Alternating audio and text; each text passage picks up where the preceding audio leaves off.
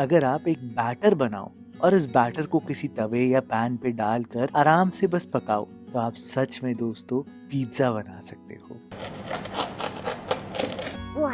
और ऐसा नहीं है कि ये कोई पिज्जा में कोई कमी होगी या कुछ रह जाएगा। एकदम एरी है, फ्लफी है, बिल्कुल बाजार जैसा पिज्जा आप बना सकते हो दोस्तों, वो भी मिनटों में। ऐसा हवादार बेस बनाने के लिए कुछ सीक्रेट है।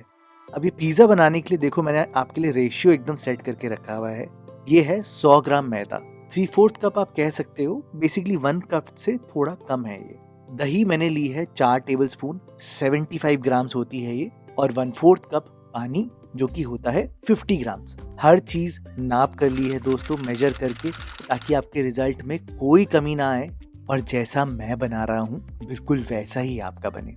एक बड़ा सा बोल आप लेना ताकि आप आराम से फेंट पाओ। इसी में ही आप अपने मैदे को ट्रांसफर करना। आधा चम्मच चीनी, आधा चम्मच नमक, 1/8 टीस्पून आपने बेकिंग सोडा लेना है और आधा टीस्पून बेकिंग पाउडर। शुरुआत में ही दोस्तों ये सारी चीजें डालनी है। मैं यहाँ पर एक क्वेश्चन सॉल्व कर देता हूँ जो कि बहुत लोग पूछने वाले हैं कि मैंने बेकिंग पाउडर बेकिंग सोडा पहले क्यों डाला। देखो दोस्तों, बेकिंग सोडा जो है वो इनिशियली रिएक्ट कर देता है, लेकिन जो बेकिंग पाउडर होता है वो डबल एक्शन होता है। वो पानी से भी रिएक्ट करता है, हीट से भी रिएक्ट करता है। इसको जब आप रेस्ट कर देते हो पहले डालकर, ये इवनली स्प्रेड आउट हो जाता है, जिससे आपका बेस ज्यादा इवन, ज्यादा बेटर बनता है। पहले इन चीजों को आप मिला देना और फिर सीधा ही पानी भी डाल देना, दही भी डाल देना और एक बलून विस्क से, बड़े वाला जो विस्क होता है ना, उसका यूज करना। इससे सीधा ही इसको फेंटना। अब क्वेश्चन आता है कि भरत भाई इसको कितनी देर फेंटना है? अरे दोस्तों, मुश्किल से 30 सेकेंड्स फेंटना है। हाँ, पर ये फेंटना बहुत जरूरी है क्योंकि पानी स्टार्च से जुड़ने में या मैदे में पानी मिलने में टाइम लगता है। थोड़ा बहुत एफर्ट होना बहुत जरूरी है। बेसिकली आप तब तक फेंटना जब तक एक रिबन कंसिस्टेंसी नहीं आ जाती। ये एक रिबन की तरह खिंचना चाहिए। दैट मीन्स कि ग्लूटेन डेवलपमेंट शुरू हो चुकी है। बहुत इंपॉर्टेंट एस्पेक्ट है इस रेसिपी का, मैदे को ढलाने का।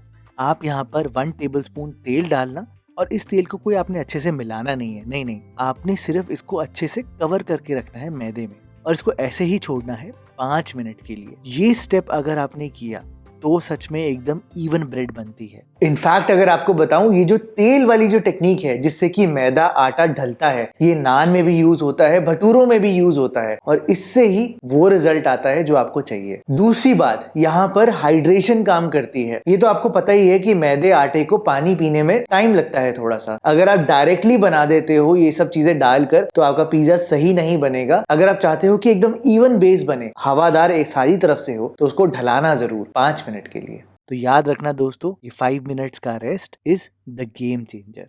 5 मिनट बाद ही आप देखोगे कि ये ऐसा ढलेगा कि एकदम स्लाइमी सा हो जाएगा, थोड़ा थोड़ा जुड़ने सा लग जाएगा। अगर मैं आपको टॉप एंगल से दिखाऊं तो एक गीला आटा होता है ना, अगर आपने पाव वाव बनाए होंगे तो आप समझ जाओगे, बिल्कुल वैसा सा हो जाएगा। अच्छा, मैंने यहाँ पर एक पैन लिया है। आप यहाँ पर तवा भी ले सकते हो, नॉन स्टिक वाला, लेकिन बस याद रखना कि इसका ढक्कन होना बहुत जरूरी है। ढक्कन इज वेरी इंपॉर्टेंट ताकि स्टीम बने और पक पाए। अब बिना गैस जलाए, अब आप सोच रहे हो भरत भाई आप यहाँ पर इंडक्शन यूज क्यों कर रहे हो, आजकल गैस की थोड़ी सी दिक्कत है। हाँ, लेकिन याद रखना बिना ऑन करे ही आप यहाँ पर बैटर ट्रांसफर करना, लेकिन पहले तेल लगा लेना। तेल लगे हुए पैन में ही बैटर को ट्रांसफर करना और उसको धीरे धीरे करके अच्छे से फैलाने की कोशिश करना। चाहे पैन को आप हिला सकते हो, चाहे अपने स्पैचुला से भी कर सकते हो। इवनली स्प्रेड आउट करना दोस्तों, नहीं तो कहीं से मोटा होगा, कहीं से पतला। अब गैस को ऑन करना और एकदम लोएस्ट फ्लेम पर इसको 5 मिनट के लिए पकने देना। छेड़ना मत, कुछ मत करना, बात भी मत करना इससे। 5 मिनट में एकदम लो फ्लेम पर इसका सारा पानी गायब हो जाएगा और एकदम फ्लफी पिज्जा बेस बन जाएगा। ऐसा आपको बाजार में मिलता है ना, देखो बहुत ही सॉफ्ट बनता है दोस्तों ये। और क्योंकि हमने स्टार्चेस को सेट होने दिया है तो ये क्रिस्पी भी बनेगा। हल्का सा ये सेट हो जाए ना हवा में, इसको बस 30 सेकेंड्स रखूं तो ये देखो बिल्कुल पिज्जा बेस बन चुका है दोस्तों। कोई मेहनत नहीं, कोई एफर्ट नहीं।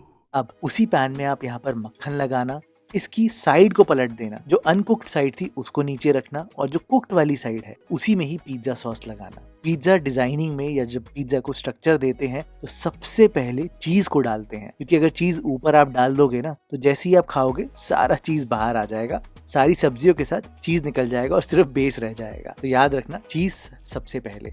और एक बात जो पिज्जा बनाते वक्त कोई नहीं बताता वो ये है कि हमेशा जो चीज का टेम्परेचर है वो नॉर्मल होना चाहिए, बिल्कुल भी ठंडा नहीं होना चाहिए, क्योंकि अगर ठंडा होगा तो चीज को मेल्ट होने में टाइम लगेगा और आपका बेस उतने में जल जाएगा। ये छोटी छोटी बातें होती हैं दोस्तों, जिससे रिजल्ट में असली फर्क आता है। तो याद रखना, चीज का टेम्परेचर रूम टेम्परेचर पे होना चाहिए। अपने हिसाब से आप कोई भी वेजीज डाल सकते हो, इसको सजा सकते हो। अगेन इसको ढककर पकाना है 5 मिनट के लिए। बस आपका पिज्जा बनकर पूरा तैयार है दोस्तों। ना ओवन की जरूरत, ना ही घंटों की मेहनत। जब बच्चों की छुट्टियां आएंगी ना, तो आप इंस्टेंटली ये बना सकते हो। शाम को आप खुद ही साउंड भी सुन सकते हो, काटते हुए भी आप देख सकते हो कितना क्रिस्पी है ये।